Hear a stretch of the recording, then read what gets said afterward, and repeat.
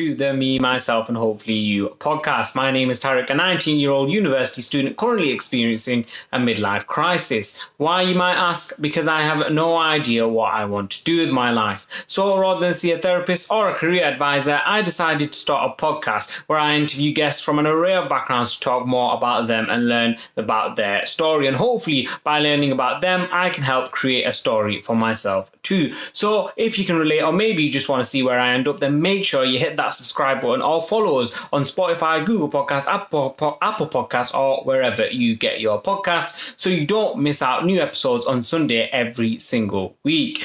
Ladies and gentlemen, this week I sit with a 24-year-old with no clue about life. Sounds awfully familiar, doesn't it? And that's exactly why I wanted to get him on the podcast. We discussed why he dropped out of university and then proceeded to book a one-way ticket to New York with barely any plans and hardly any money. However, by documenting the entire journey on social media, he built an audience of 35,000 followers. We discussed more about that and how he was often couch surfing and living on the streets of New York, but then managed to set up his own remote content agency, Project 33, which is one of the many projects that he's currently working on. Finally, we go on to chat about getting married at such a young age and what it's like getting married to an older woman. So without further ado, ladies and gentlemen, my guest at this time, Finn Thormeier. So, Finn, I just want to start off with asking you a few quick fire questions just to get to know you a bit more. So my first quick fire question to you is, who would you consider as a role model in life? There are a couple. Currently, Nassim Taleb, Naval, Jordan Peterson, my wife. Yeah, those are the first that come to mind. I'm aware of Naval and Jordan Peterson. I'm obviously not aware of your wife, but we'll talk more about her later on. Who's Nassim? He is right now. He's most popular as an author.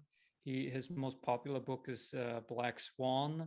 Before that, he was a trader, like options trader in Chicago, and he writes about uncertainty, but it's more like his attitude towards life. He's to me, he kind of represents like an intellectual gladiator. Like he started a bunch of things where he got at big companies like Monsanto, who does this whole like golden rice, genetic modification of foods. And he criticized them publicly. And, they obviously have a lot of money, so they threw a shitstorm at him. And, he's very outspoken about a lot of things, shitting on stuff that he doesn't disagree with. And so kind of the most summarizing quote of his that kind of summarizes why I see him as a role model is, if you see fraud and you don't say fraud, you are a fraud. So that's his kind of attitude. So whenever he sees something that he doesn't agree with, he calls them out, even if it results in like a massive shitstorm and millions of dollars of kind of what are these campaigns called, who try to pull people through the dirt thrown against him. His books, he has 5 books, are probably the ones that I've read the most times and who changed my perspective on life the most out of anything I've ever read. So, yeah. Oh, very interesting. Yeah, I mean, I'll definitely check him out. He seems, especially his books, they seem quite interesting. And I feel like I've got quite a similar perspective in the sense that a bystander is almost equally to blame as the sort of prosecutor, as the prosecutor. If you just allow it to happen, then you might as well be blamed as much because you've not actually done anything about it. Right. My second question to you is a bit of a random one. What is the last picture on your camera roll? Let me look. Oh, I think I know which one it is, but let me confirm. It's like a dick pic or something like that. If it's that, then I don't want to see. You Here can it's show it me in private. What's I that? went for a little walk. In the middle of the day today, and I came by this building that just looked gorgeous. I love this It does. Mediterranean style of building with like Yeah. columns. And yeah, it's a sunny day today in Berlin, and it just looked beautiful. So I took a photo of that. It's a rainy day here in, well, near London. Well, actually, to be fair, it's actually calmed Always. down a bit, but it was raining a lot before. Yeah. I mean, it rains here all the time. I don't Yeah, know I much heard. more about it. But yeah, it just. I mean, I said that right. I was thinking about this the other day, but we always complain that it's raining. But I bet there's other countries where it rains a lot more and people just don't complain as much. I don't know. I don't know if there's countries where it rains a lot more. What, you think it rains a lot as well in England? Yeah. I mean, I heard. My co-founder used to be my ex co-founder is from London, and it's just Oh, like okay. basically every call we used to have, it's like, yeah, it's raining here. Yeah, I don't know.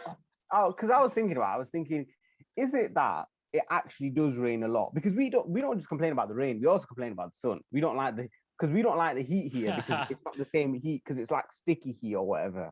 But in other countries we love the heat. But then at the same time we complain about basically the weather can never be perfect in this country. Right. And I don't know, I was just thinking, is it because the British have got this innate nature to complain? Or is it genuinely like the weather here is miserable? I hope one day they do some sort of scientific study on it and find out how bad our weather is compared to everyone else's. My final quick fire question to you Or is what's the correlation? Like, do you Yeah. get complaining because of the rainy weather? Exactly, yeah, because you do notice. I mean, I'm sure it is the same all over the world. Like, as in, when it's the winter months and it gets darker quicker, Yeah. the mood definitely goes down. Even for Oh myself, yeah, I like, hate that. Yeah. I prefer the winter over the summer, but the only thing I hate about the winter is the fact that it gets dark way too early. Like, I need to be a bit Right. more outside. Other than that, I prefer cold weather. I prefer cold winter clothes. The period itself, I don't know. But yeah, Interesting. that's us on the weather. You're weird. Yeah. I mean, I've been told that many times. So it's all right. Feel free to say that. And my final quick fire question is, if God forbid there was a house fire, right, and everyone made it out alive, but you could only keep one thing, right, and you've got your phone, you've got your laptop, because everyone always has that on them. What would that thing be?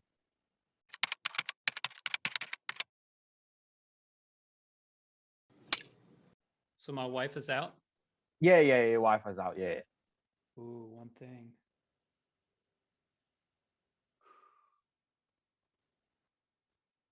I'm kind of happy that nothing comes immediately to mind.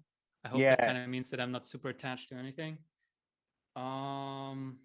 It's What's one that big thing, thing? right? Not one group of things. Okay. Yeah, just one thing. What's that big vase thing? Is that not something special? I don't. Or is it The just what thing? that big white vase thing in the back? Oh no, that's a light. All right. I thought it was some like. I wouldn't take that vase. one. No, I don't know, man. I mean, wish I you could can give you a answer good later on answer. if something comes to you. Yeah. Like I There's would something- say if I could group something, it's my books, but there's not one book that I'm super attached to that I like would want to save. So no. Okay. Well, I mean, if you come to one answer, some people do take a few more minutes to make a decision. So if something pops into your head, then feel free to let it out. So I mean, those were the quick fire questions there. Before we start, Not quick fire. It seems like I'm the worst at quick fire. Yeah, I took 5 minutes for each question. I'm the same. Like it's my fault because I end up rambling on. Like, the interview is meant to be about you, but I always just end up. I mean, people will know that are watching or listening. I always just end up. I love making it. about myself. It's Those are it's always just the most interesting podcasts. Yeah, I The think it's most important to know. longevity.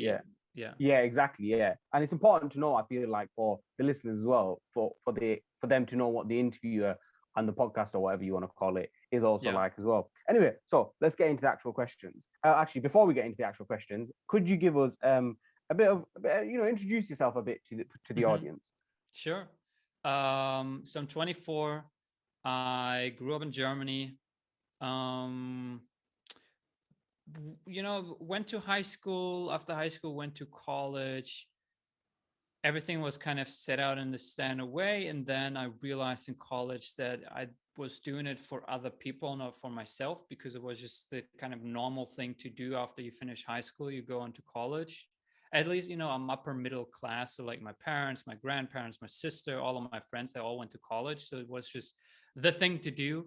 And so, yeah, dropped out 3 semesters in, didn't really know what I wanted to do, but I just kind of realized that it's just not college. Um, so yeah, I wanted to just kind of explore what it is eventually that I want to do. So even though I didn't know where I would end up, the one thing that I knew I could start right away was documenting my journey on social media. The kind of like Gary V, document, don't create. Though I did it actually before I knew Gary V, but it was just kind of the one thing to start at least. So, I created an Instagram account, LinkedIn account, Twitter account, Snapchat account, all of the accounts, and just started posting random shit about like, hey, I dropped out of college. I don't know what I want to do. And hey, here's who I'm meeting. And hey, here's what I'm thinking about. And hey, here's the thing that I'm trying right now. And here's how it's going. And it resonated with people because turns out there's a lot of people in college who are just kind of stuck. Like they don't really want to do it. They're not really passionate. They have all of these different ideas of what they could be doing, but they're scared to drop out because maybe their parents won't like it. Maybe they fear that they'll end up like, on the streets, not getting a job. So it resonated with people and I grew an audience. And yeah, I did a bunch of things. Just worked as a fundraiser for a charity organization for a couple of months. I obviously had the idea, like college dropouts, what do? They start a company. So that was my first thing. Realized that I had no clue how to do any of that stuff. So I just kind of started out by going to entrepreneurship conferences, like just going to conferences, volunteering there, so I could get in for free, didn't have to pay for tickets, and just kind of did random shit around there to just kind of meet people, talk with people, kind of see the ecosystem. That was still in Germany. And then in February 2018, so when I dropped out of college, I moved back to my parents' place because, well, I was making money because I had the job as a fundraiser, but it just didn't make sense for me to stay at the city where my university was because I wasn't studying anymore. So I moved back and I realized that I was getting back into the same kind of patterns because if you live with family, like you can want to be doing your own stuff as much as you think you do, but like your mom's still like doing your laundry, like cooking for you, you're doing some things here and there, but like you're still like dependent on them, right? They get to tell you what to do because you're living in their fucking house. So I realized that I needed to get out. And at this like moment of inspiration where I was going on a walk, I was like kind of unhappy with life. I was like, fuck, I need to get out of here. And I was like listening to music, like getting real pumped. And I was like, what if I fly to New York? Like that just seems like the craziest place I could go to, like the most insane, difficult, faraway place I could go to. And I somehow knew already in the moment that you need to capitalize on inspiration. So I went home and I literally went to my computer straight away and I booked a flight to New York 5 days later. Oh, wow. Like in that moment, I booked a flight to fly to New York 5 days later. Because I knew like if you need to use, and I had this a couple of times since then where like you need to act immediately because otherwise it goes away. Like this whole thing of like sleep on it for a night. It's good for certain things where the downside can be great, like breaking up with your spouse or something. But like if it's something that's of that nature, if you sleep on it for a night, you'll realize how crazy and kind of stupid it is, and you will never overthink it. You overthink it, exactly. Yeah. So I booked the flight. I didn't know anyone in New York except 2 people who I was connected on Instagram, and we were just kind of DMing back and forth. So I kind of knew them through that. A day before I flew to New York, I still didn't know where I would sleep. And like I had some savings from the fundraising job that I had, but not a lot. And New York is fucking expensive. like if you get like an Airbnb, even like a relatively shitty one, you're paying like $200 a night or something. So Jeez. it's like I would run out within days Yeah. of getting there if I do that. So I DM'd one of the people that I knew, and he let me sleep on his couch. So I arrived, he picked me up from the airport. I slept at his place for like 3 days, but then he was like, yo, my landlord is getting on my ass. You cannot keep sleeping here. And so I got on couch surfing, where you can like find a place for free when you can sleep on someone's couch. So I did that, ended up staying at this like super creepy place. Like I would have not wanted to be a girl or a woman staying at that place, because I don't think it would have been super safe. But I was naive, and I kind of got through it. Yeah, and I like, I didn't have a plan for New York. I just knew that I needed to get out of my environment and do something radical and new. So initially, it was just kind of about surviving and trying to figure out where I would sleep and stuff, for either for free or for cheap. And then I knew that the one thing again that I could start doing, even without not knowing like what I should do in New York and what's even there to do and all of these things, is just meet people, like make friends. I knew like whatever it would end up being, I need to know people. I need to make friends here. So what I started doing is I would go to the Meetup app, and just go to 1 or 3 meetups every single day. And like it was like random shit. I went to like yoga meetups and photographer meetups and crypto meetups and business networking meetups and any kind of meetups where people would just hang out. And I would go to 1 or 3 every single day, have my calendar booked with these things, and just meet people. And my goal was making friends, like meeting people that I would vibe with, who I would want to hang out with, who I want to grab a coffee with afterwards. And that's kind of what I did. I just went there. I said like, I was very kind of honest. And I said like, I'm a random dude from Germany. I don't know what I'm doing here. I'm just trying to make friends. And whoever that resonated with, and whoever was still open to have conversations with me, it's I still sometimes use it, because there's no networking right now, but like you can tell who is like very transactionally minded by telling them that. There's this quote, like, you can tell a man's character by how he treats the people who have nothing to offer to him. And so like you can do that at networking events. And if you're like, yeah, I'm just hanging out here, just meeting people, random guy, don't know what I'm doing here. The people who kind of check out and start looking around the room to like find a new person to talk to, that's the good filter. I don't want to talk with them. And then the people who are like, oh, that's interesting, like, what are you talking about, what you're doing here, like, that's crazy. Those kind of people, I would keep talking. So I very quickly made a lot of friends in New York. And some of my best friends, literally my best friend I met in New York in my first week there, are still from New York. I started organizing a meetup actually every Saturday for like creators. So that kind of thing. So I ended up staying in New York for 6 months, without, I had a flight back ticket a week later that I never took. And I just kind of ended up staying for 6 months. And just a combination of like making lots of friends and just kind of learning and seeing people. And I was meeting all kinds of people from all kinds of different fields, getting outside of my comfort zone and getting outside of home, so I could kind of redefine myself. And then I was, still doing this whole social media thing. And like, there's no better environment than a kid in New York documenting every single thing that he does. So like my kind of social media, like quote unquote, blew up. Like it's not like crazy, but I had like 30,000 followers at the end of it, like across LinkedIn and Instagram.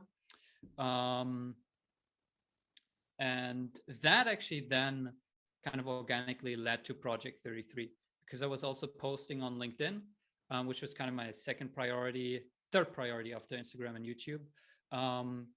And I was combined that with, I was going to a lot of kind of professional, like networking meetups, where usually kids my age don't go to. It's usually like 30, 40-year-old business owners who go there. But I was just like, I'm just still going to go. And towards the end of my stay, 2 business owners kind of independently of each other approached me and said like, hey, that's kind of cool what you do on LinkedIn with these videos. Can you help me do that too? And I'll pay you money for it. And it was just like, that was complete mind blow. Because I was like, wait, you're going to pay me money for something that I'm doing for myself in my free time as a hobby? Like, yeah, I think it's really valuable to have videos, and you seem to like know what you're doing, and you've, learned all the tricks and tactics by doing it yourself. So I had a friend at the time who was a freelance copywriter for people. So we teamed up, we co-founded what later became Project 33, because he already had the kind of understanding of what it means to like find customers and write a proposal and create a contract and invoicing and all of these things that I had no clue about. And we teamed up, we co-founded, we got our first 2 clients through our network. And that's how it started, and we completely fucked up. Like, we lost those 2 clients because we had no clue what we were doing and how to systematize it and structure it and do it in a way that, is easy and straightforward. So we lost those 2 clients, but learned lots of it through it. My co-founder and I actually broke up, I think like 6 months later, because we just didn't align on vision, on philosophy, how we wanted to run the company. So I kind of took the brand, Project 33, I paid him out, and yeah, kind of built from scratch there. So that was end of 2018. We're now in mid 2021. So kind of slowly ramping up, trying to build the product, trying to figure out how to deliver their service, trying to figure out how to position it. And we're now 5 people. It's me, Jay, Saurabh, Matthew, and Bruna. So kind of grew organically, slowly since then.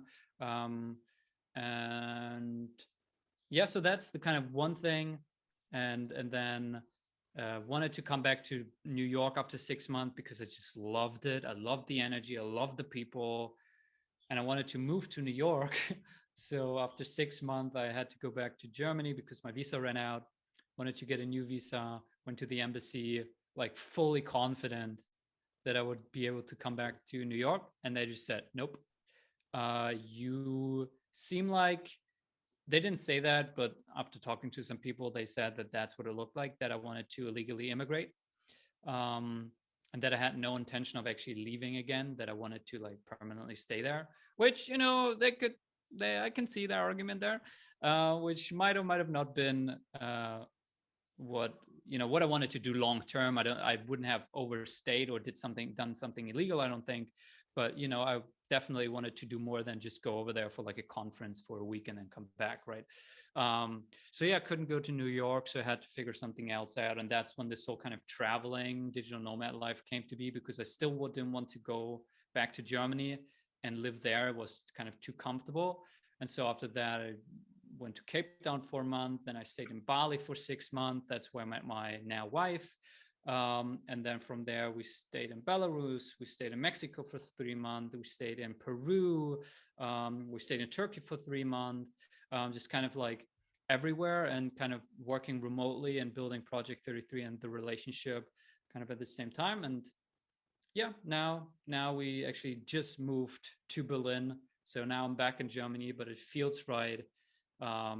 Berlin feels like an amazing, exciting city. And I'm, at least right now, just tired of traveling. It's so good. We signed our lease like 4 weeks ago on just having an actual home, where we can have stuff and everything. That's why I told you I just upgraded my setup, because like before that, what's the point of me having a mic if I travel every 1 or 3 months to a new place? Like, I don't have that much luggage space. So just having an actual room now for an office. So yeah, we're in Berlin now. I'm sorry, I gave you a super long answer. No, it's fine. There's loads to digest there. I mean, answers like that are usually perfect because, like I said, there's loads to digest, and I noted some stuff down. I think, you started off talking about how you were someone who went to college or university, and you didn't know what you wanted to do, and you sort of went there because that was just the sort of norm to do. I think so many people, especially right now, with first year students like myself. Right. I mean, I'll use myself as an example. I started this podcast because I have no idea what I want to do with my life. And I started it in. If you actually go back all the way to the first episodes, right, the first like 3 episodes of the podcast, which I released about in December time, they were just all about. For me, I was mentally struggling with it all because I always thought university was for me, and I still kind of do right now. To be honest, it has improved. My situation has improved, but I felt at the time that I was just doing it because it was the normal thing to do, and that I wasn't truly passionate about it. And I think that's still my issue right now. Is I get very passionate about anything. Anything that I do, I will get passionate about. I think that's probably like one of my best quality. I can get very passionate about something like that, even if it's something I didn't care about 5 minutes ago. I'll get passionate about it. But I was questioning whether I was truly passionate about it or whether I was passionate about it to be passionate, if you know what I mean, right? Interesting. And so so I decided, you know what, similar to you, and again, I relate to so much of what you said. Similar to you, I decided, well, why not make something, right? Because I bet there's so many more people that feel like I do. And I put an Instagram poll, which, I mean, I don't have a big Instagram following. I follow my friends, they follow me back. That's all. That's everyone who I follow. But I put a poll on Instagram, and it was like, we're nearly we're nearly like our first term in to university. What does everyone think of their experience so far? And 77% came back saying that basically they came out saying it's shit.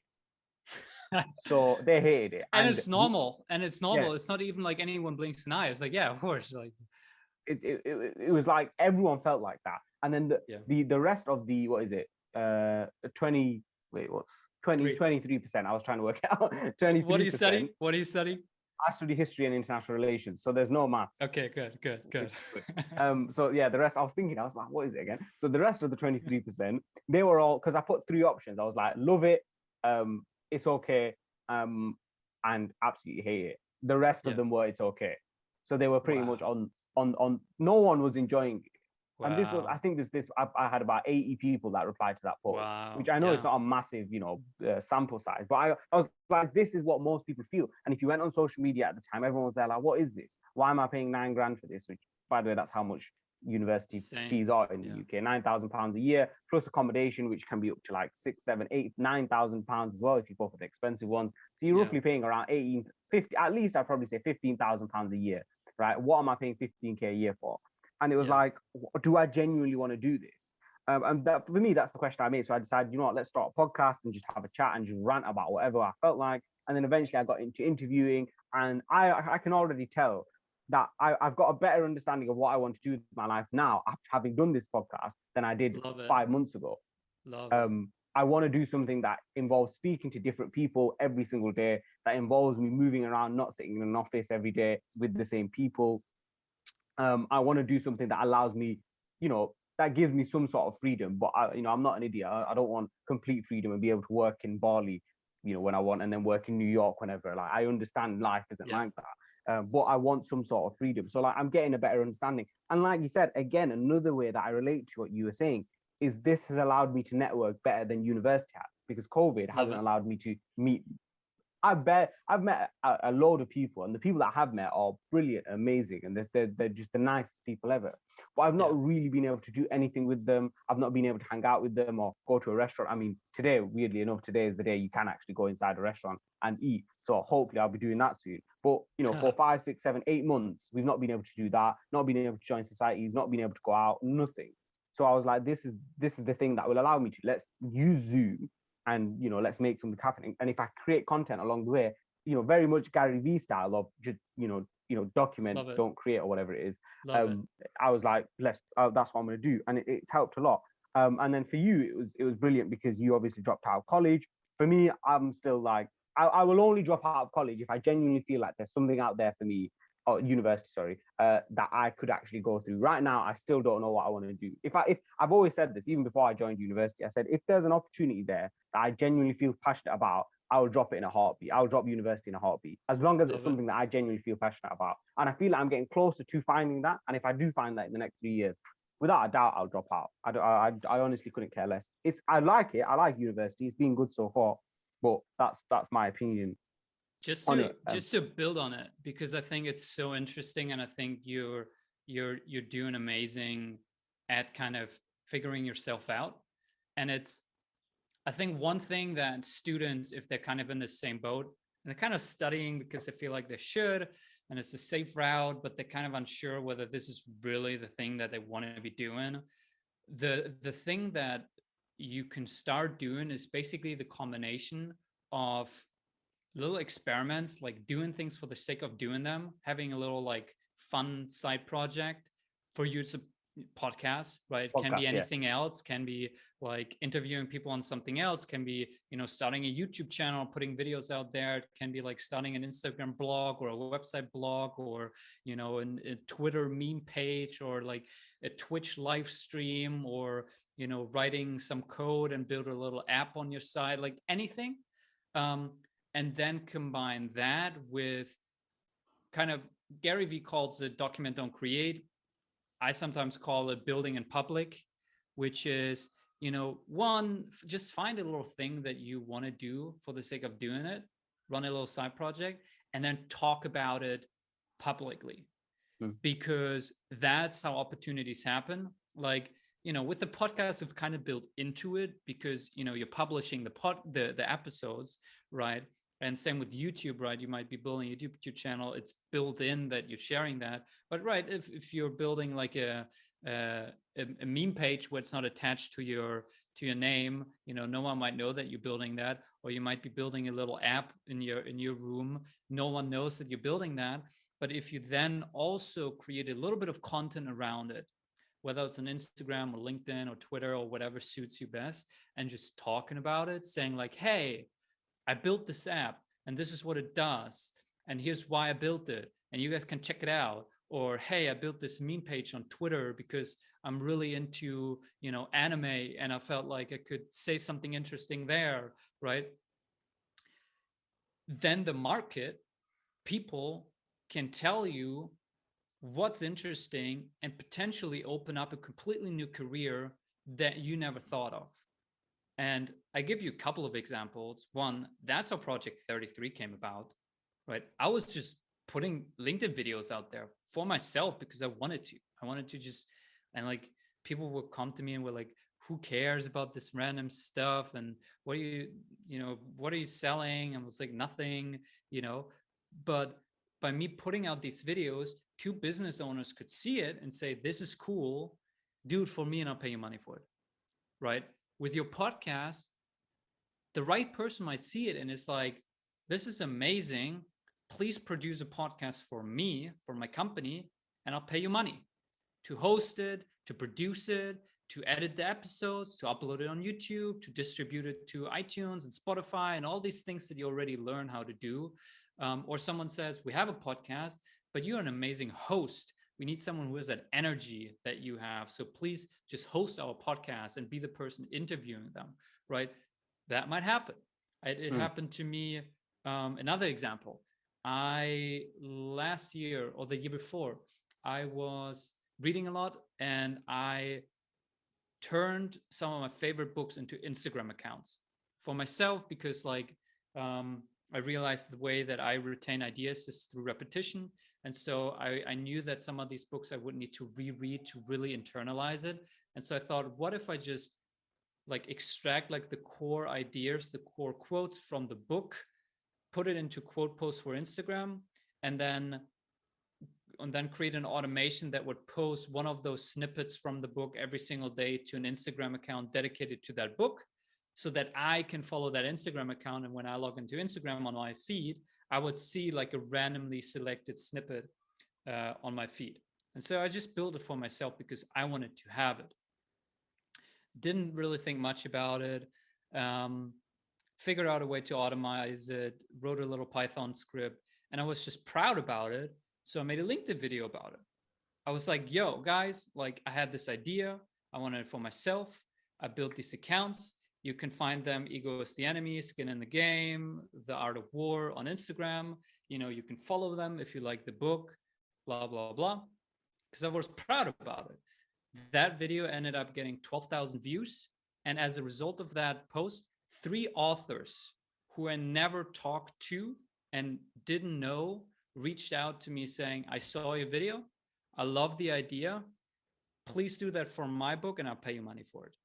Wow. And I was like, that never even crossed my mind that this is something I could monetize, right? So I ended up doing it for, I think, 3 or 4 authors, which just went through the book, collected some snippets, created the quote posts, set up the Instagram account, set up the automation, and I charged them like a flat fee. I think I charged like $900 for one Instagram account, right? That's like $3,600 right there, right? And to a big author, like that's not a lot of money, right? They can now market that account, they can collect, organically grow their audience, yada yada yada. The point being is, I stopped doing that because it was just not scalable for some other reasons. Generally, unless you reach an author who writes a B2B book, authors are poor as fuck. But that's another story. But my point is that if you just put it out there, you never know who might see that and be like, that's dope. Help me do that too, by using the skill set that you now already build, but just doing something for yourself, and I'll pay you money for it. And you might suddenly like create a new career where you're like, create podcasts for people, host podcasts for people, create book Instagram accounts for people, and make a living from that, like a good living from that. Yeah, I mean, see, again, I'm actually quite. I think I've had the pleasure so far of being able to sit with guests that weirdly I relate with some weird way. So like I had a former NFL cheerleader and Hollywood model that I related with, which I never thought I would ever relate with. I had a former senior vice president of Wall Street. Didn't ever think I'd relate with him. So it's like these people that you just don't think you relate with. But I don't think I've ever related with someone so much as much as I do with you, Finn, because everything that you're talking about, and that's why I actually, before I hopped on this call, I actually looked back at the message I sent you on LinkedIn to hopefully try and get you on. And the first thing I said was, the reason why I want you on, the main reason is because your headline I resonate with so much. Your headline is a 24-year-old who doesn't know what he wants to do with his life, or something along those lines. I haven't got it up here right now. But I was like, I resonate with this so much. And then your entire story is so interesting. Or your intro story so far is so interesting because I resonate with that as well. So this whole idea of building, I love that, the building in public. I think that's actually a better statement than Gary Vaynerchuk's is, because it's like people want to now not just see the end product. They want to see the process of you building an end product. So it doesn't even have to be a successful end product, but they want to be able to see how what the process was, the failures, the successes, what you learn along the way. And like you talked about developing skill set. If you watch my podcast, it looks like a very basic, simple thing. There's no fancy graphics or whatever. But the skills that I've learned from the podcast, how to create a thumbnail, how to edit a video, even though I barely do any editing to the video, how to have like text, like, you know what, right now in the podcast, I'm gonna have some text at the bottom, right? The fact that I know how to do that blows my mind, because 8 months ago, I didn't know how to do that. And so I've developed these skills, and much more, incredible. Dude, the meta skills, like how to speak to people, how to interview people, how to be entertaining, right? It's your job to keep the energy high, to navigate the conversation in a way that you're always talking about something that would be interesting to the audience. Like that's fucking so, like that's a meta skill that, the thumbnails and all of that, that's relatively narrow, right? Whether you do YouTube, it applies there. But this whole interviewing and speaking in front of the camera and like leading a conversation, you're going to keep that for life. 100%. And I've noticed that, like, one of the reasons why I started the podcast is because I've always felt like I have amazing conversations, because I'm blessed with some sort of like confidence where I don't care what people think. I do. Everyone cares what people think to an extent, but I'm more than happy to speak to someone that's on across the road, or in the shops or whatever. And the amount of times where I've come across people that like blow my mind, and I'm like, and I go, when I finish the conversation, I go, I'm so glad I had a conversation with him, because what he was talking about was incredible. Like the way he was talking about, especially older people, because older people are often ignored, and old people often ignore younger people. When you actually sit down, and this was before COVID. Actually, you know what? 1 second. I'm gonna let's start a new one. Yeah. So what I wanted to talk about there was just so I had this I was on a bus once, and this was before COVID. And I was sat with this gentleman. Actually, no, we were waiting for the bus. So we were in line, it was raining, and we were just having a chat. And obviously, funnily enough, what we were talking about before, we were chatting about the weather and how bad it was. I So we were just talking about how, why is it raining? And every time it rains, the bus is always late. It just always has to happen, right? So yeah, we were talking about the weather, like British do best. So we were trying to, and then we just started talking about him, right? Because I think old people have such amazing stories. He was around, well, he eventually told me he was about 80 years old. This man looked like he was maximum 60. So I was like, wait, you're 80 years old and you're just walking around Manchester and you look like you're 60. You need to tell me your secrets. So then he starts going into his own life and talks about how he's done this and how he's done that. And he was telling me about the history of Manchester as a city and how he bought these apartment blocks that were ridiculously cheap, like £20,000 back in the day, and how now they're like these huge shopping centers. You know, these amazing stories he was telling me. And I was thinking, imagine if I recorded this and someone would have had the pleasure of listening to this man, because he had so much wisdom to share and so many stories to share. And that was the first instance where I thought I need to figure out a way to be able to get these stories out. Almost like I wish I could wear a camera and a mic all day, every day, so I could just exactly Twitch IRL. Yeah, you could 100% do that, and I'm sure there's some sort of market for that where someone just. But the issue is with the pandemic, and this is probably the most frustrating thing about the pandemic. Yeah, I feel like it has almost hindered a little bit of the interaction we can have with other people. You're wearing a mask. You've got for sure. Like, this guy, I sat with him on the bus because we were enjoying the conversation so much. We were like, oh, let's just sit with each other, you know. So we sat right next to each other and we had a chat. Like, now you can't do that anymore. You can't sit with someone on the bus. You know, you have to wear a mask. It's awkward. You don't understand what they're saying. You know, you got to be careful. But like, it was just amazing because we were just sat there. And weirdly enough, we got off at the same bus stop as well. So it was just, it's like everything had aligned, and we were meant to just speak to each other because we were just talking away, and it was one of the best conversations I've ever had. And it was with some random guy who I didn't even get the name of, by the way. We didn't even get each other's names. We were so engrossed in the conversation. We just love it. We had a conversation. And that's what this podcast is. I mean, there's many reasons why what this podcast is about, but that's one of them, is because I feel like I have had the pleasure of having interesting conversations.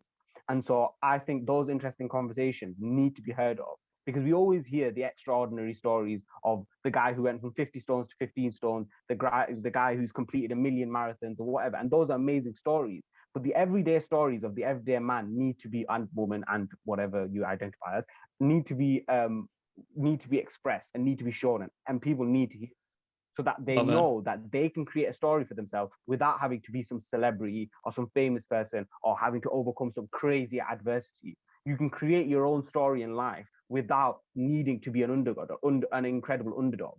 Because life itself, the minute you're born, you might have privileges, but you still have to work hard, and therefore you are still, at least some element, you are an underdog. Yeah, you've still got to fight, you know, the bigger corporations, the ones who've got all the money, the ones who've got backing like there's no tomorrow. You still got to fight them in order to have your story. And that's what, for me, I've learned life is about creating my own story. I want two things in life now. I want health, good health, and I want wealth, but not wealth in terms of money. I want wealth in terms of stories, being able to tell stories. Like when I'm 80 years old, I want people to point at me and be like, this guy's got good stories, go speak to him. That's the kind of person I want to be now. You know what I mean? Love it, man. Love it. You know, it's so interesting. It's the one, I think, hurdle for a lot of people, and it's very hard to figure out like how to train it. I think Gary Vee realized that, and that's what he's focusing on, which is the idea that, you know, you said one thing, which is that you had these conversations with random people on the streets, that old guy, and you were like, people need to hear these stories. People need to hear these conversations. And there's a certain kind of, not really arrogance, but like confidence in that, you know, you have that belief that people will care about this shit.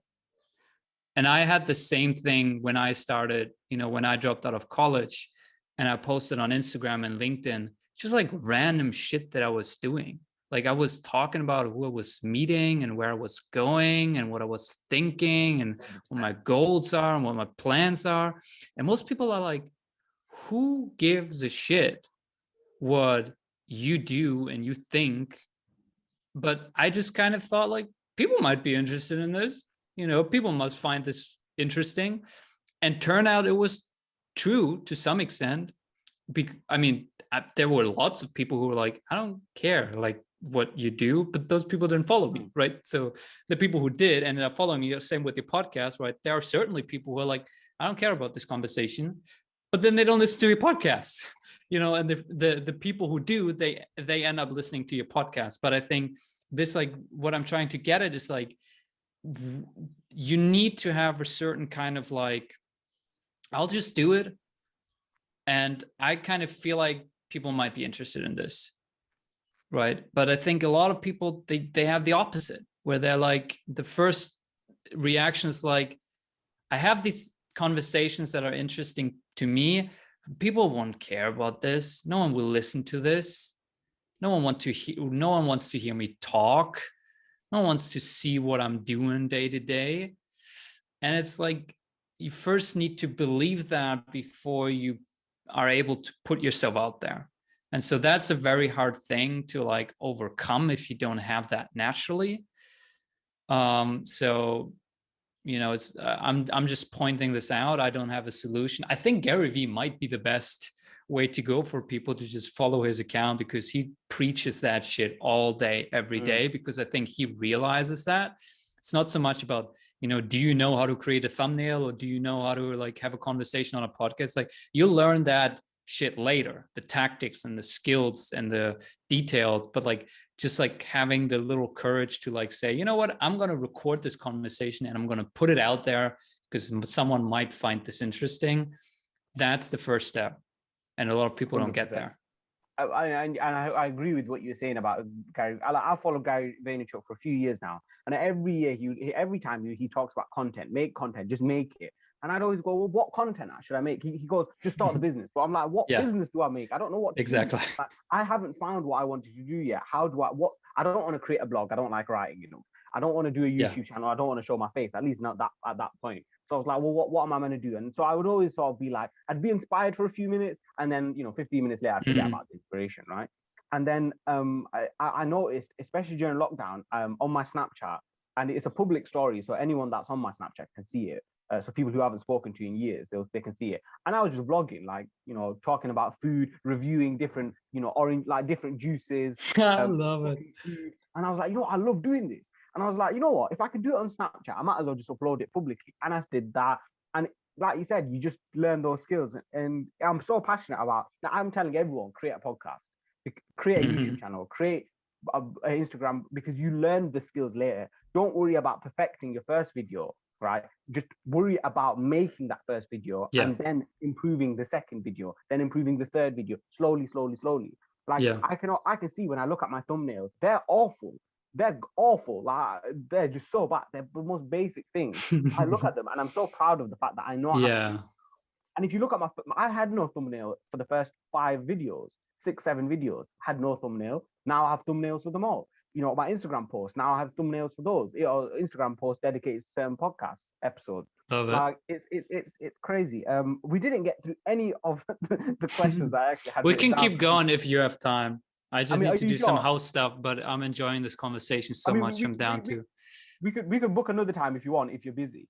What's better for you? I'm okay. I'm okay doing another 15 minutes. I'm a student, man. I've got all the time in the world. All right, let's go. All right, that's brilliant then. So yeah, like I said, we haven't actually got through many of the questions, but I know we've talked about it so much right now, but I don't think people understand the sort of what the benefits of just making something and having it there. And like you said, as a side project, it's weird because you talked about, you ended up getting paid for something that you're just doing as a side hobby, making those videos. Yeah. And I do want to ask you some questions about those videos. But after about 6 or 7 episodes on my podcast, this new social media company, they came out with this app called AnyVoice. And it's about having voice stories on your app. And it's mainly targeted at, right now, targeted at sort of India, Russia, countries like that. So it's not really in America or in England or wherever. Mm-hmm. And they were like, listen, Tarek, we've seen your podcasts. We basically just want you to download this app and be one of the first ambassadors for this app and just create content for us. You can talk about whatever you want. And it's literally 3 minutes a day. Every day, I'll make some voice stories. And basically voice stories it's the clues in the name. You just record yourself. Instead of showing your face, you just record yourself and, your thoughts or whatever. It's 3 minutes a day, and then at the end of the month they give me some money for it. So I already get paid for this podcast, even though, well, technically not directly for this podcast, but someone saw this podcast and when, you know what, we want to pay this guy to actually make something for us. And it's the easiest thing in the world, and it's the easiest payment in the world. And it's like, you can do that if you make an Instagram account. If you just sit there, and this is for everyone that's listening, if you just sit there and you just go, oh, you know what, I wish I started this, or look at this person, look at that person. It is so easy to just feel sorry for yourself. And again, in December, when I first started this podcast, that's exactly what I was doing. I felt sorry for myself, and everyone has a right to feel sorry for themselves to an extent, right? If you're struggling, you should always seek help. But if you're struggling and you want to make something, go out and just make it happen. I was struggling because I didn't know enough people. University for me was about meeting new friends, going around, you know, traveling, doing anything and everything with these new friends that I found. Because I've always been told that university is where I find my friends for life. And unfortunately, because of COVID, I've not been able to expand my horizons as much as possible. But I went, you know what, I'm going to start a podcast where I chat a lot of bollocks to people like Finn, and it ends up being something. And 5 people could watch this, and I couldn't care less, because I've had the pleasure of 1, learning how to edit this video, 2, sitting with Finn and meeting someone else, and 3, a whole new skills in terms of like interview skills and personal skills, which I have no doubt that in 10, 15, 20 years time will provide some sort of value to me in some sort of way. You know what I mean? Yeah, love it. See, I told you, I just end up going on rants. That's why I always have some sort of juice or something on me. So, I mean, I can't even remember what the last question that I had written down was to you. I think we were talking about dropping out of college and the reasons why I relate to that. I want to talk about the videos that you were making on LinkedIn, right? So these side videos that you were just making on your free time, you just thought you were making them. Was it just you sort of in front of a camera? Was it like sort of graphics and loads of animations on them? Or what were they? And why do you think these people were attracted to them? It was just me talking to the camera, just like a random thought. I mean, I would have to go through, but it was like, whenever I met a person that I found interesting, I would make a video with them, just kind of saying, hey, I met this guy and we talked about this and you should check him out, and kind of something like that. And, you know, whenever like I had an idea or just a random thought, I would try to put it into a video. Like I made a video about how, you know, the kind of idea that I told you, going to networking events and just kind of saying that I'm a random guy and then paying attention to who checks out and looks for the next conversation and who goes deeper on that. You know, making a video about that, just like random shit that happened. Short videos. I don't know. They were like maybe 3 minutes or something like that. Yeah, and just me talking. I edited them, put them up there. Again, it's kind of same thing. Didn't know what I was doing with the editing, but kind of learned it step by step through doing that. And I think for the businessman, so I think it was the combination of like, one, LinkedIn video was very fresh back then. Microsoft had just bought LinkedIn in September 2017 and had introduced native videos to LinkedIn. So before that, you could only post like a link to a YouTube video and then it would embed it, but you couldn't actually upload a video file to LinkedIn and have it in the feed. And so because it was new, LinkedIn wanted to push it. So the algorithm really preferred videos and no one was really doing it. So I was getting a lot of traction for being a random fucking 22-year-old or 21-year-old at the time, like 2,000 videos, 4,000 videos, right? Like crazy. So I think it was that, them seeing the traction. 2, I think it was just the energy. Like, I think kind of similar, the reason why I'm enjoying this conversation so much with you, because I just feel your energy, that you're having a great time, that you do it for its own sake, and that gives me energy, right? There's a lot of podcasts that people kind of do like as a marketing strategy because they kind of heard like it's a good idea for the company to have a podcast, and so they kind of do it, but they kind of hate it. They're just doing it because they heard it's good for their marketing. Yeah. And you can hear it in the conversations. It's just like a drag getting through it. And for you, it's the opposite. So I think it was the same for me. Like I was just a young, ambitious, energetic kid, like doing random shit in New York. And then the last thing is, and I think it always surprises young people, is that they don't know how to do this stuff. like we are digital natives, like social media and putting ourselves out there and videos and podcasts and Instagram posts, all of that is much more embedded into kind of who we are than like a 40-year-old, 50-year-old business owners. Like it's foreign to them. They maybe have a LinkedIn account, they maybe have an Instagram account, they post like a picture of like a forest or their family like once a month, but that's about it. And so like people, especially business owners, they pay for someone who want to outsource something, right? Like they have a business to run. They don't have the time to like create videos for LinkedIn and create a podcast and edit that and upload it and figure out. And they just don't know how to do it. They don't know how to make a thumbnail. They don't know how to get it on Spotify and iTunes. And once you're kind of in that and you've maybe done it for a couple of months, it becomes so easy and so second nature to you that you forget that this is a skill that you acquired. Someone's like, how do you get your podcast on Spotify? You're like, dude, you just upload it to that website and it's on Spotify. But you know it, they don't. And business owners pay for that knowledge. They're like, I don't want to deal with this. I don't want to Google around how to get it there and get it there and get the thumbnail and how to set up the YouTube channel. They just pay you to do it. And that's what they saw in me, right? I had spent the time learning the platform, learning how long a video should be, how it should be formatted, how the copy should be structured so that to perform on LinkedIn, what hashtags to use, what's the right time to post on LinkedIn, all that knowledge that became second nature to me, they pay for. They don't want to spend the time learning that. And so I think that was the third thing, that I was just someone in the trenches doing the thing.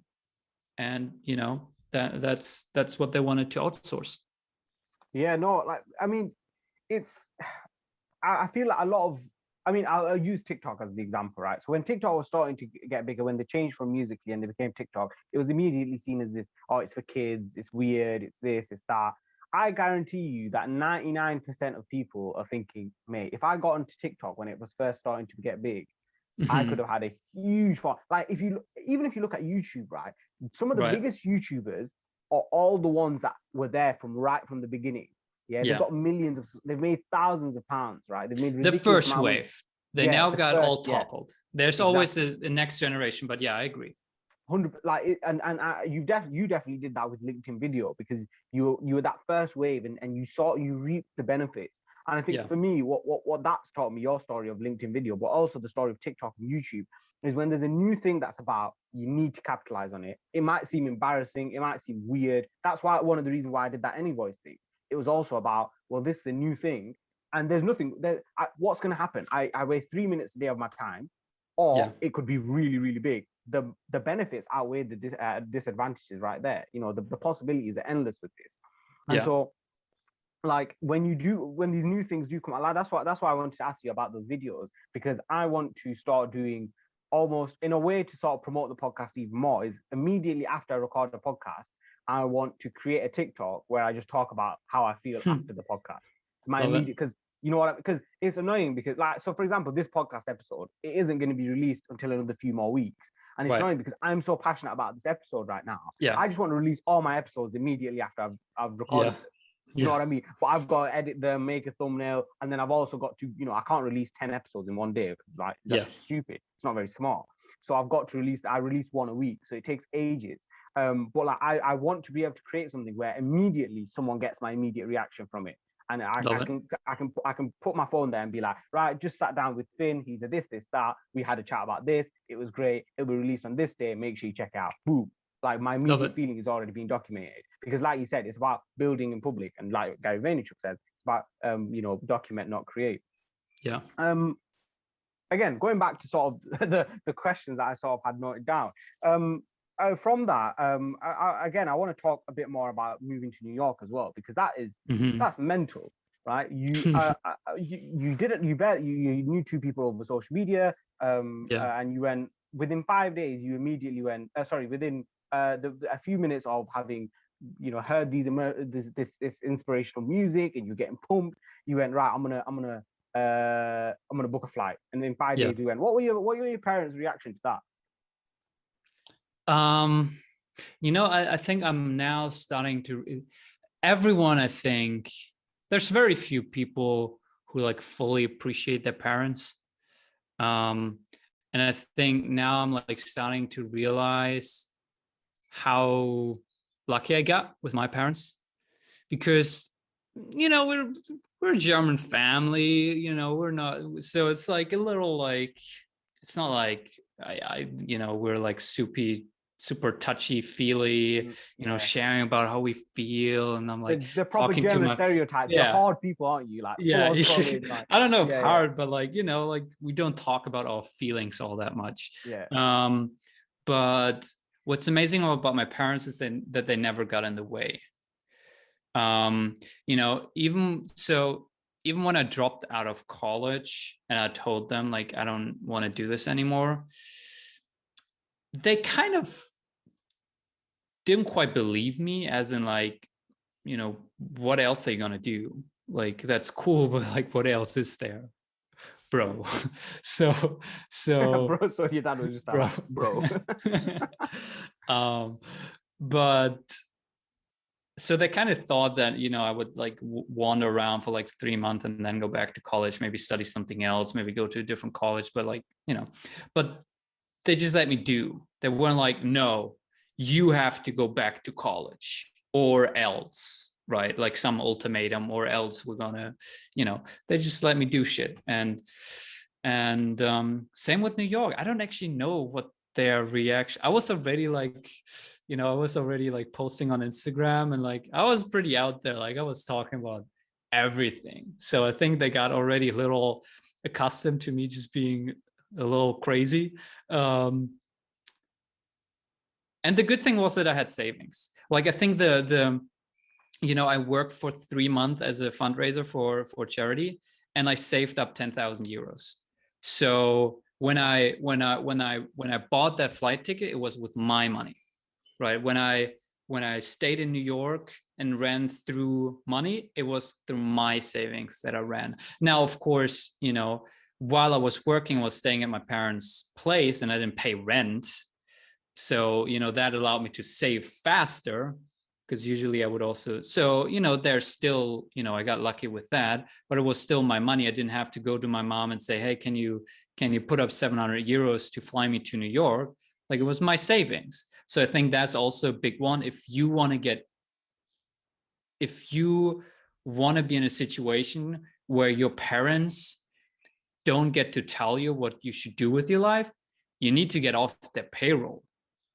As long as you're living on their payroll, they get to tell you what to do, because you're at their mercy. So like, I would definitely recommend getting some kind of job, even if it's like $10 an hour, and just start saving up money while you do that podcast, or while you do that little thing, so that you can stand on your own kind of 2 feet. So I think that definitely helped. But yeah, I think my mom was like, really? I was like, yeah.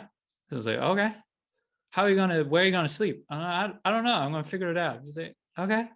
She was definitely worried, because like, New York is a big city, and it's not really the case anymore, but you don't want to necessarily go into the wrong places.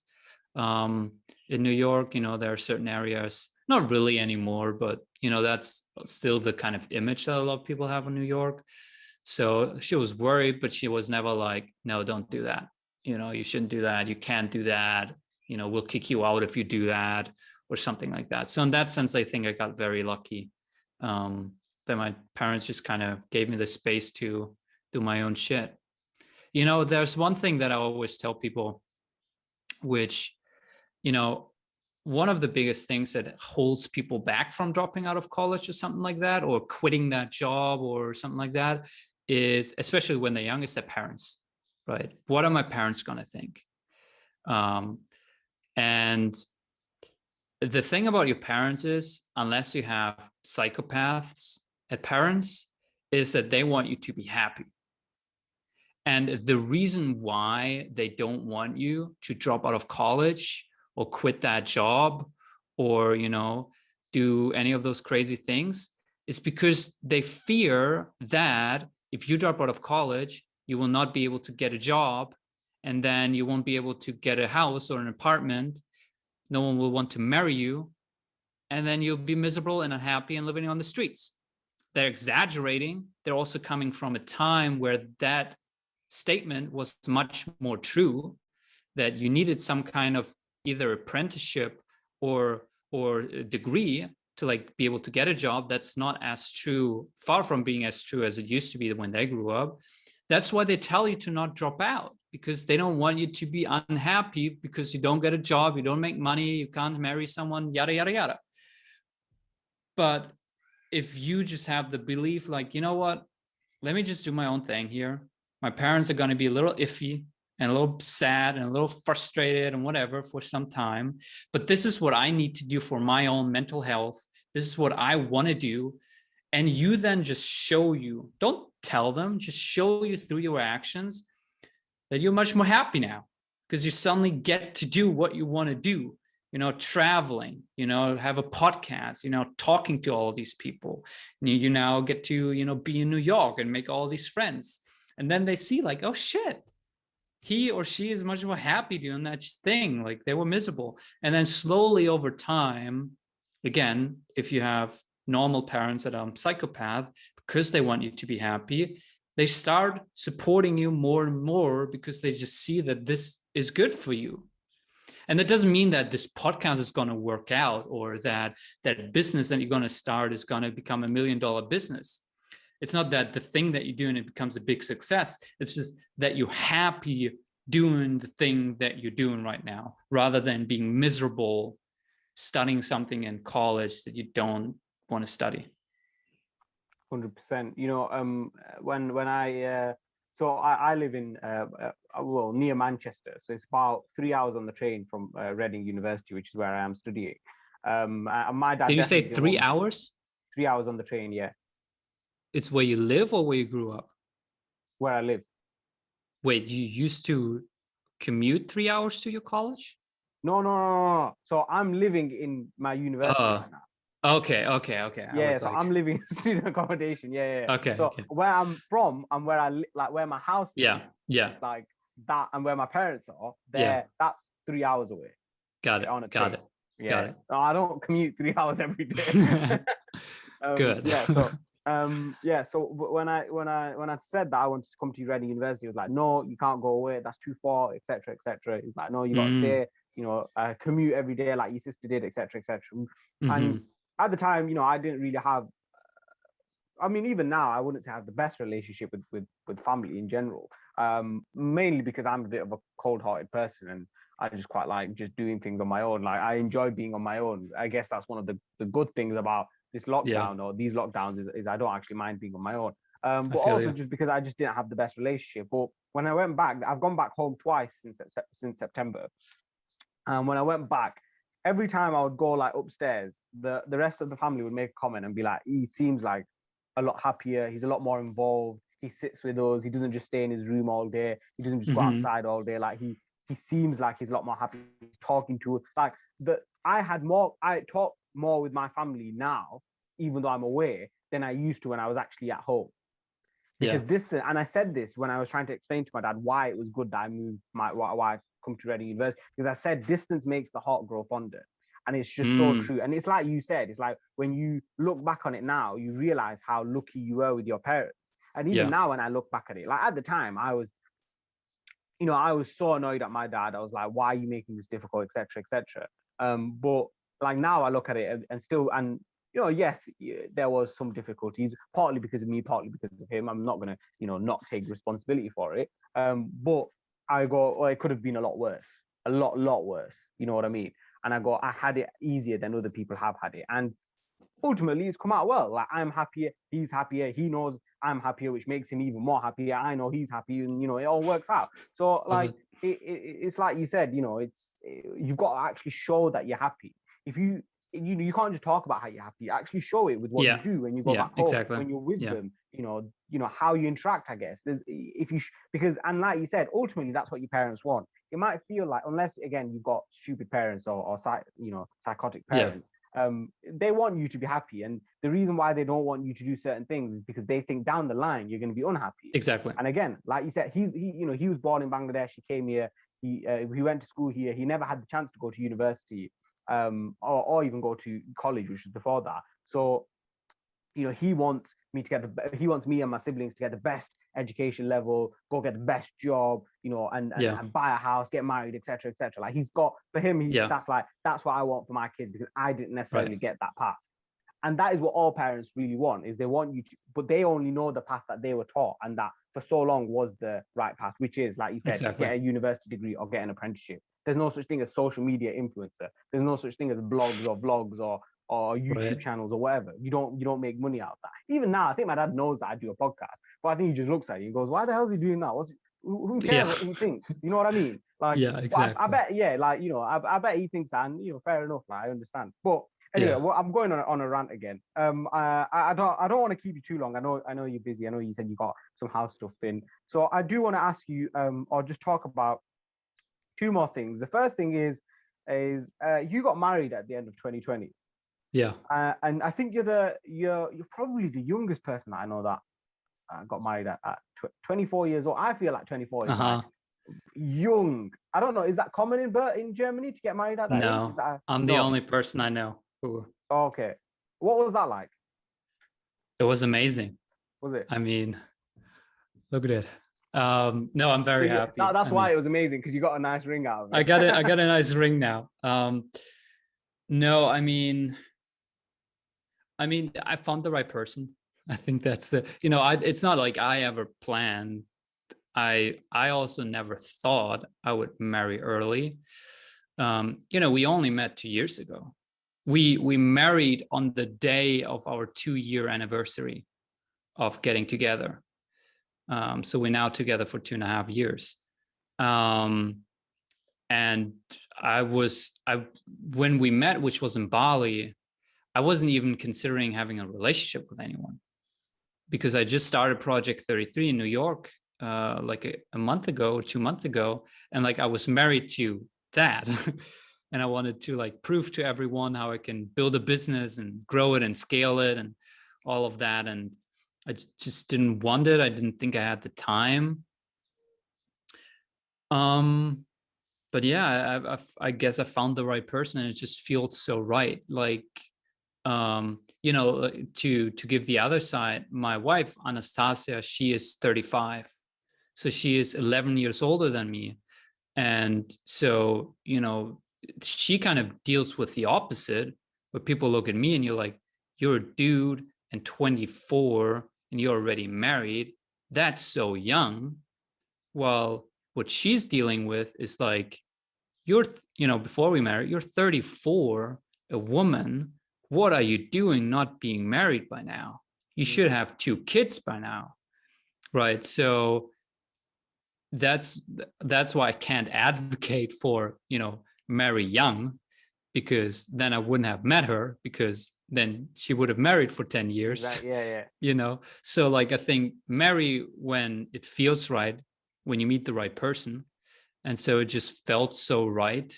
We immediately, I think it helped that she was more mature and kind of more in that headspace.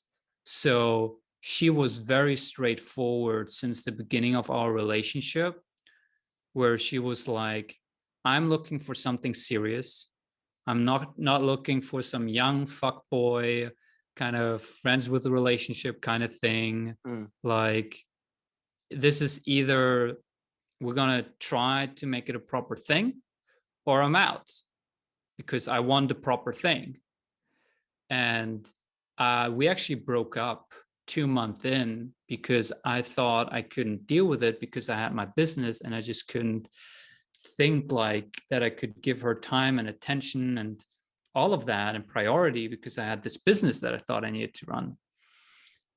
And luckily I kind of had a moment of realization when we kind of broke up, and she went to India and I went back to Germany from Bali. And it was this moment, it was a combination of like, I was on the flight back, and it was the first time I would say I really had time to connect with myself, because I was so 24/7 hustle all day, every day, I was always working, 14 hours a day, 16 hours a day, that I never had time to like feel into myself of how I felt with that decision of like telling her I can't make you a priority right now because I have to build a business. And then yeah, she was gone, and she basically she made it clear that this is done, history. And that kind of broke me. I was like, I literally, when she sent me that voice note, I like broke down crying. And that's when I realized like, oh, I really want this. So, I made amends, I apologized, I worked heavily on myself. She's basically also my first relationship. Like I had a girlfriend in 6th grade. That's not really how old were you in 6th grade? I don't know the 11. 11. Oh wow. So you're right, that's not a relationship. That's like holding hands and being cute. Yeah. Right? That's not an actual relationship. So yeah, and then from there we kind of rebuilt, and I really made her a priority.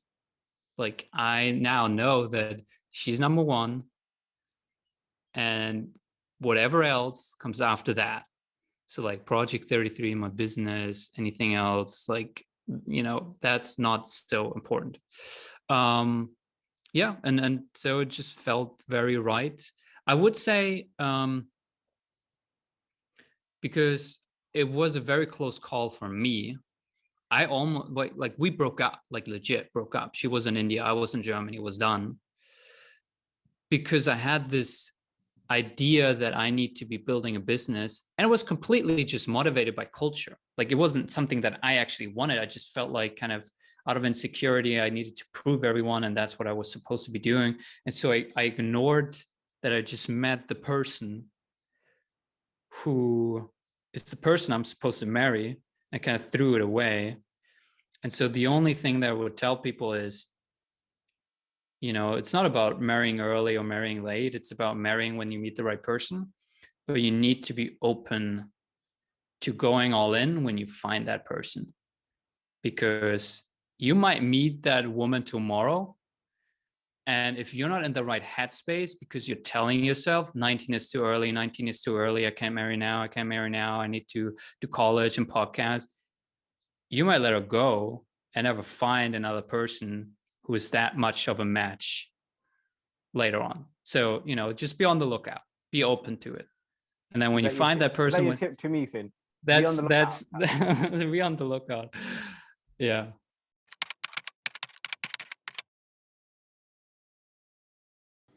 One. I mean, again, I think one of the things I really wish we sort of talked about now, but I guess we've had a great conversation, so I don't want to take any of that away. Is, I mean, when you said that you hadn't even had a relationship before that.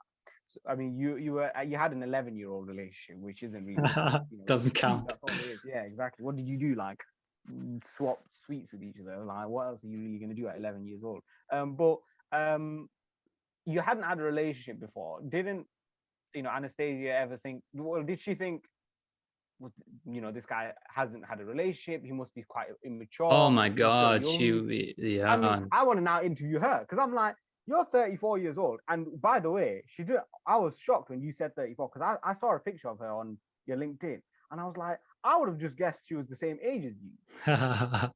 So that's the first thing I would have said. I was like, again, just like the old man that I met on the bus. I need to ask you, what are your tips for aging young? Because right now I look like I'm 35 years old, and you look like 24. But the other thing that I'd ask her is, if I was in her position, I'd be like, this guy's 24, he's traveling. The signals for me would be like, this is basically a guy who just wants to sleep around. Yeah. So like, yeah, I mean, was there any point? You can talk with her. I think she'd love to talk with you. But no, I mean, I think that definitely went through her head. And so also props to her to ignoring that noise, because essentially, I mean, to one extent, you obviously need to pay attention, right? Like, how is that person behaving?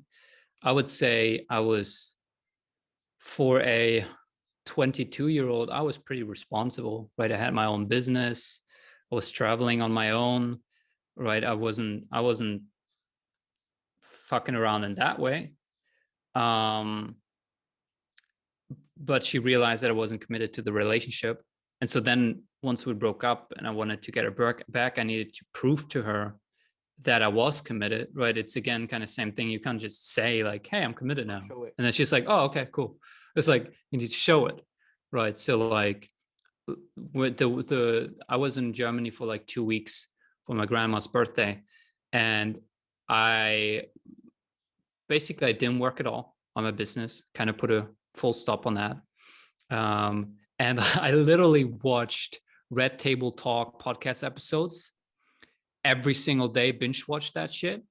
I don't know if you know that. It's by Jada Pink Smith, the wife of Will Smith. She has like a podcast with like Willow Smith, her daughter, and her mother. So it's like a relationship kind of mostly feminine energy type of podcast. And like I just binged that shit. I literally put into YouTube like Oprah relationship advice or something like that. You know, I was like studying, I was like catching up all these years of not having a relationship. And then I just really spent time, like I would say, with my emotions. Like I send her videos of me crying, realizing things that I wish I would have done differently or said differently or something like that, and just kind of showing her like, hey, I'm working on this shit, right? Not just saying it. And you know, like she had long trepidations even after that, right? Because it's actions, right? I then need to show up every single day and spend time with her and talk with her and show her that I'm in touch with myself and my emotions, that I really want to do this. Like, so it took time for sure. So yeah, I props to her again. You kind of obviously need to pay attention to what the person does, but then there's all of these kind of cultural voices in your head of like, he's too young, the age difference is too big, what are you doing? And I think she did an amazing job of shutting that out and just listening to herself, right? Being like, yes, he is young, yes, the age difference is big, but do I want this? Like, do I feel like this could work? Right. And so I think it took a lot of kind of courage on her side too. And I'm glad that she gave me a first chance and then a second chance. Yeah, and then you got married, which is crazy. Like 2 years. That's what's up. Married, and then I mean, I saw it on LinkedIn. Like obviously, it was in the midst of COVID or right at the beginning of COVID. Was it? No, it was right. It was in December 2020, so that was a year after COVID. Oh, and then the last thing, just to say, I think Jordan Peterson, I credit to at least some extent. I think when I asked her to marry me when we engaged, she was surprised. I think she expected it. She expected it because we talked about marrying, but she didn't expect it so soon. And so I think kind of watching Jordan Peterson helped me really embrace this idea of like taking responsibility and committing to things and not kind of being this person who would never commit to anything, just fucking around. And so it felt like good to take a step in this and say, you know what, like I want this. This is going to be really hard and going to take a lot of work. But you know, you will never have full confirmation. Like, you know, it's like, I don't know. It's like people talk about how it's never the right time to have a kid. Yeah. It's like, it's just, it needs to feel right. And then you just need to commit to it and then stay with it. And, you know, there are going to be nights where you regret it and you're like, fuck, I'm waking up for the fifth time during the night, and we haven't traveled for 2 years because this kid is small, but like, it's worth it. But you needed to like take that leap of faith kind of thing, you know? Well, it's weird how we've, I don't know if you've noticed, but we've almost tied marriage into creating content because obviously we were talking about how when you create content, there's never a you can't make don't worry about making that first one video perfect or blog or whatever perfect, because ultimately you're never going to feel like you've got the skills to absolutely smash it. You know, same with having a baby, same with getting married. You're never going to feel like I'm ready to get married now. I'm ready to have a baby now. Like this, I'm perfect position. I know everything about marriage. I've read every book about having a baby, like everything. Similar to Yeah. making content, you know, you're not gonna ever. I know it's a weird comparison, but it's like I you're would- never gonna have that point. Do you know what was that? Sorry. I would just give one caveat. Okay. There's one big difference, which is you can start a podcast today, and if you don't feel like continuing, you can stop it tomorrow. Oh yeah. Technically, that's possible with a marriage, but I really take this commitment seriously. Like, you know, we entered into a bond and we made a commitment and we vowed to each other. So it's a different sort of commitment. You know, I always say I never want to have things figured out in my life. I always want to be like experimenting and trying things out and having, you know, having new things that I don't know how to do. But there's one thing that I'm not going to experiment with, like, and that's the marriage, right? That's the family stuff. Like, I won't, if I wake up tomorrow and I'm like, nah, kind of don't feel like it anymore. You know, with a podcast, you could stop it. With a YouTube channel, you can stop it. With a marriage, you figure out how to work through it. Oh yeah, definitely. It's definitely a much bigger commitment. Yeah. I don't mean to say that making a podcast and getting married. Yeah, no, I get you. I just wanted to make Yeah, that caveat. Yeah, 100%. Yeah. And obviously, if you have a baby, you know, it's not like a podcast. You can't Yeah. just go, I don't want to do this anymore. Yeah, not today. Yeah. Well, yeah, exactly. Yeah, you can't really. And the same with marriage. Again, it all depends Yeah. on the way you look at marriage. But obviously, the way you come across as you're someone who looks at marriage as someone that this is a commitment. This is a life commitment. It's pretty much Yeah. the same as having a baby. I can't just get rid of it now. Yeah. I'm in this forever now. Yeah. Which I can definitely get the feeling off of you, especially as someone that's 24 years old. I mean, you're 5 years older than me, which is like I can't imagine myself in 5 years' time. Well, actually, no. So you'd got married at 22 then. No. I was 24. All right. So how We old got are you now? engaged when I was 23. I'm 24 now, and we married in December. You met at two. Oh yeah, We met at you 22. Yeah. Okay. Yeah. Sorry. So yeah. So like, that's mad that because that basically, if I were to put that in my life, that means in less than 3 years' time, I'll meet the person that I'm going to get married to. Which obviously life doesn't work like that. Maybe everyone sooner. has their own time scales. Maybe later. Might be sooner. Yeah. Exactly. I hope it's not. I'm not ready to be in any sort of relationship right now. I want to focus on anything other than relationship. Trust me, it's the best thing. I've never been in one, so yeah, I know that feeling. I know this is the thing. I relate to you so much, man. Especially when you said that thing, because I was like, technically, this guy's like me, because 11-year-olds don't really, that doesn't count.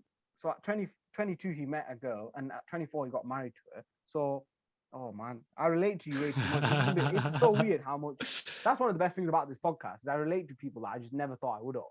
Like you're in Germany, I'm in England. Like you've traveled the world, and so in that sense, I can't relate to you, but in like so many parts of your life, I can relate to you, which is why I think we bounced off each other quite well in this podcast, and I really enjoyed it.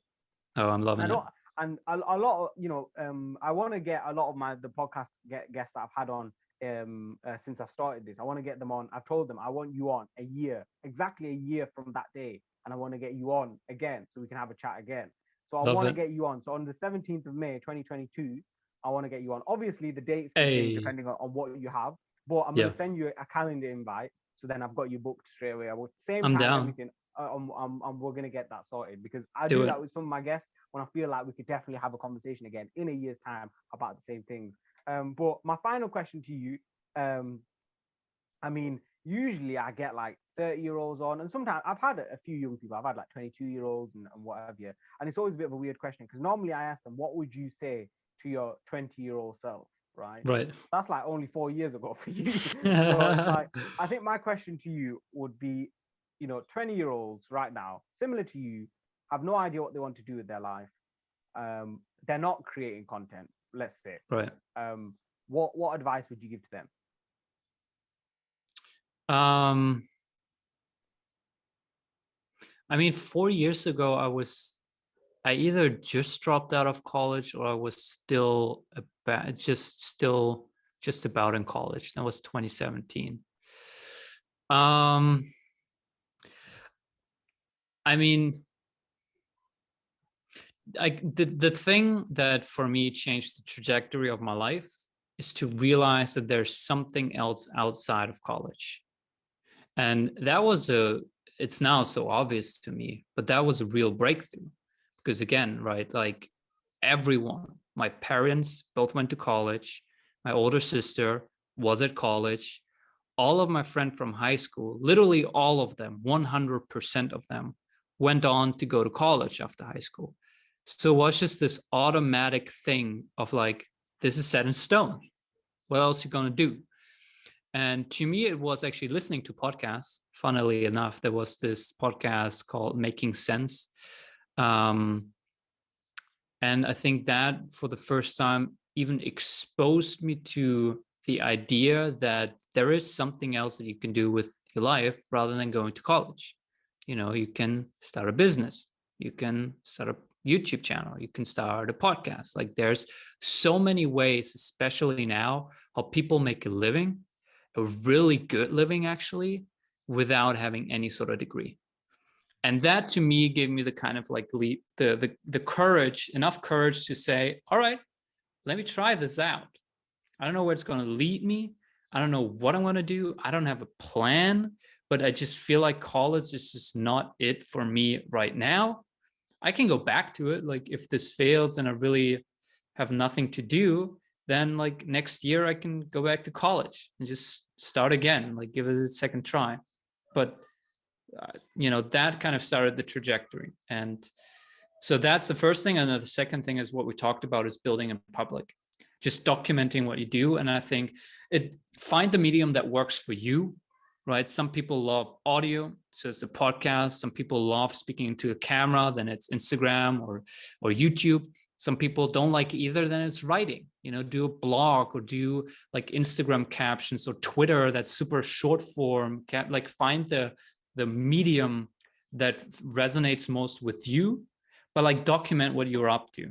And don't worry too much that no one will care or people will laugh or think, what are you doing here? Just talk about it, because that will, and then just find things that you're excited to do, right? This little thing, this idea of a podcast or YouTube channel or app idea or something, just start doing it and teach yourself the skills through YouTube. Like you can learn any fucking skill through a bunch of YouTube videos nowadays. Just learn how to do it, start, and then document that whole stuff outside, and you'll be surprised what kind of opportunities come your way if you're persistent with it.